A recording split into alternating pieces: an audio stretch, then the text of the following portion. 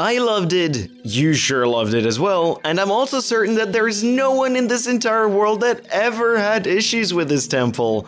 Of course, I'm talking about the Water Temple of Ocarina of Time. Unlike most dungeons in pretty much any 3D Zelda, this dungeon did not only ask the player to think of all the locations he could go to, which would have been difficult enough with all the water. It also forced him to memorize all the locations of the song pads and knowing when to play which song, which wasn't only a mere nuisance, it was a complete nightmare. Either it's not required, or the runner just gets to the end and defeats Morpha without ever dealing with it. So we thought, alright, let's go all the way then and compare the normal playthrough with a speedrunner's playthrough including all Skulltulas, cause otherwise the speedrun part would be like 10 seconds. So without further ado, let's get into it. As we enter the dungeon, the first thing we have to do is to use our iron boots to sink to the bottom of the temple and head through the first corridor, where we meet a grown-up Ruto. After hearing her talk, we head up to the surface of the water and play Zelda's lullaby in order to lower the water level. We then drop down, use our bow to light the torches,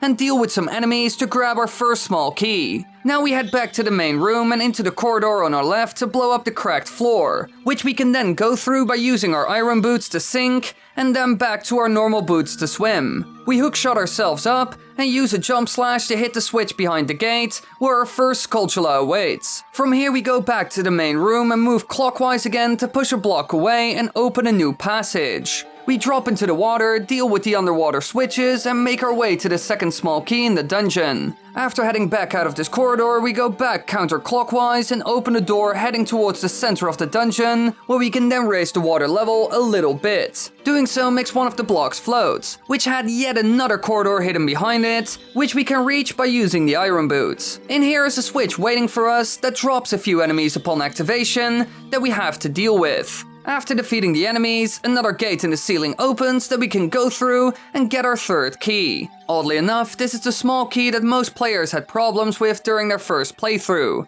as it really isn't obvious that there is another gate in the ceiling that actually opened. After obtaining the key, we head back out into the main room of the dungeon once more, where we equip the iron boots, sink to the ground and enter the corridor we entered first in order to blow up a cracked wall. Once again, we head into the main room and get onto the floating platform, which we can use to open another locked door. Behind this is a switch we can trigger with our hookshot while standing on a geyser that will lift us upwards upon activation. Once we arrive, we can raise the water level again by using Zelda's lullaby. Doing so will raise the water level back to what it originally was, and we can use the floating platform to enter another locked door. Behind this awaits the Skulltula number 2, and yet another locked door which will use up our last key. However, we can't get that Skulltula yet due to us lacking the hookshot. We head through the door and shoot the switch, which will raise the hookshotable statues along with the water level. Using this, we can make it through the room where we have to climb one of the statues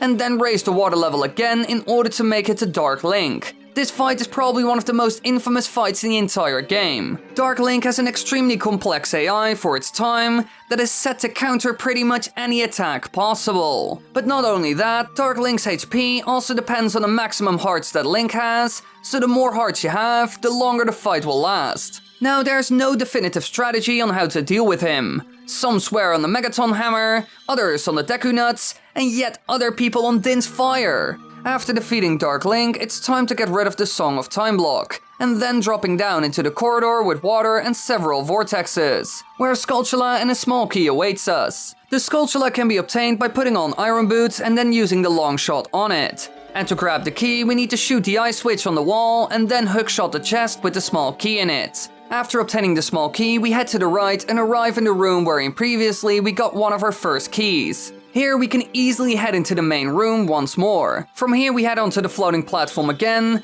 enter the room and grab our third Skulltula, which we previously introduced as Skulltula number 2. We head back and go through the corridor which we went through in the beginning. Swim to the surface again and lower the water level to its lowest point once more. The reason we do this is to go to the bottom of the dungeon, enter the door towards the center and raise the water just a little bit once more, where we grab Skulltula number 4 on our way back out.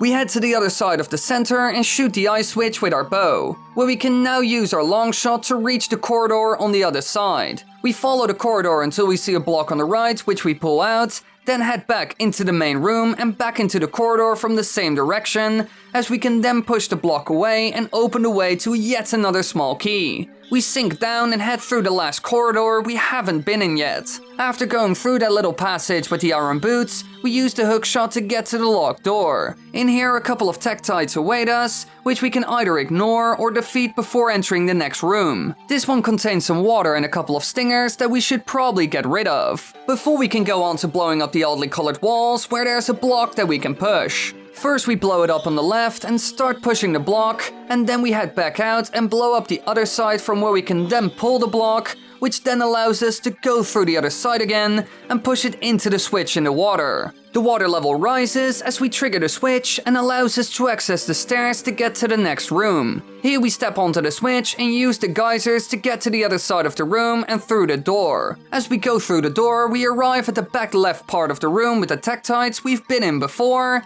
and can now grab our last skulltula. We put on iron boots and jump towards the waterfall where there's a hole in the ground leading to a corridor with a shell blade. Here we pass it, swim up and open our last locked door, which leads to the boss key of the dungeon. Now we head all the way back and finally enter the boss room. Now the Morpha fight is fairly easy. We step onto one of the platforms where Navi tells us that something's not right with the water. After the Morpha introduction cutscene, our objective is to pull it out of its tentacle whenever it appears and deal damage to it. As it doesn't really have a second phase or any special attacks, this fight turns out to be fairly straightforward and fairly anticlimactic compared to other fights. Morpha goes down after a couple of hits, and we can grab our well-deserved heart container and a water medallion. The speedrun starts with pretty much the same items, except for hover boots, as those are fairly quickly obtained in pretty much any speedrun. We start off the same way. We get to the bottom of the dungeon into the corridor, listen to Ruto, and then float up and lower the water level by playing Zelda's Lullaby.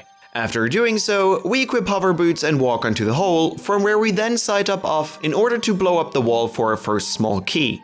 Along the way, we use Furor's Wind, as that allows us to get to the beginning of the dungeon faster. We grab the first key and then equip swap a Deku stick onto one of our C buttons, which is why we had to use Furor's Wind before doing so, as the Deku stick is treated as Furor's Wind in the inventory. However, we really only have to do this in categories which do not have the bow at this point, like 100% for example. We now light the torches to open the door with the shell blades inside, get rid of them, and get small key number 2.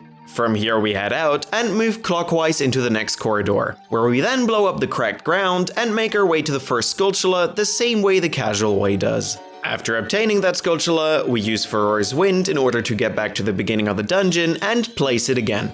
From here, we perform a super slide by using 2 bombs, which is then followed by us putting on hover boots. This allows us to enter the door to Dark Link and the longshot without raising the water level. After entering the door, we get the infinite sword glitch and hop onto the first platform with hover boots equipped. Doing so allows us to walk onto the very ledge of the platform and reach the skulltula on the wall without even needing the longshot. After obtaining skulltula number 2, it's time to get into the next room and skip the puzzle by using hover boots. The only thing we have to do is to get onto the last statue and then raise the water level in order to get to the room with Dark Link. For Dark Link, there are 2 major strats that people use. The most effective one is using Deku Nuts to stun him and then use jump slashes to deal damage. This one requires a little bit of practice, however. Another strat is to turn 90 degrees to the left, target, and then hold your control stick down right. This will make Link walk slightly backwards and to the right and force Dark Link to move behind Link. As he gets close, the range of the attack which Link does while moving this way reaches Dark Link before he can react. After dealing with Dark Link, we grab the longshot. However, we can't proceed here as most runs do not have the Song of Time at this point, so we gotta find a way around this. We go to the door we originally entered and perform a crouch stab on it. 2 frames after the sword hit the door, we equip hover boots and then enter the door. By doing so, we force the door to stay open and unload the actors of the longshot room. However, as the door is treated as a wall while closed, we can't just walk through it. So we have to walk next to the door and extend our long shot by taking it out and holding up. As we hold up, we press A to cancel the long shot and then take it out again 1 frame later. Doing so forces the camera to move forward by a bit, which leads into Link's arm being even more in the wall than it was before. We do this in order to find a hookshotable spot in the door frame, which will pull us through the wall and into the long shot room with its disabled actors. As these are disabled, the Song of Time block is also missing and we can just drop into the corridor with the vortexes. In here, we swim to the other platform and perform a trick called Weird Shot. This works by rolling into a bomb with a long shot in Link's hands and doing fairly precise inputs including target, the long shot, and shield as we roll into the bomb. If we did it correctly, the camera will be forced to go below Link's original position, which allows us to easily grab the Skulltula token with a long shot from here. After killing the Skulltula and grabbing its token, we head back to the entrance of the dungeon. Once again, we set Furor's Wind to be able to return to this place quicker later on, which is then followed by another Weird Shot. As we are underground, we hookshot the wall of the corridor at a specific point which happens to have wood attributes, which allows us to hookshot ourselves into this corridor. From here we perform another Weird Shot to get to the small key chest in order to skip the block puzzle, as that would be fairly tedious to do anyways. We grab the key and Weird Shot our way out again by hookshotting the same spot as we did before.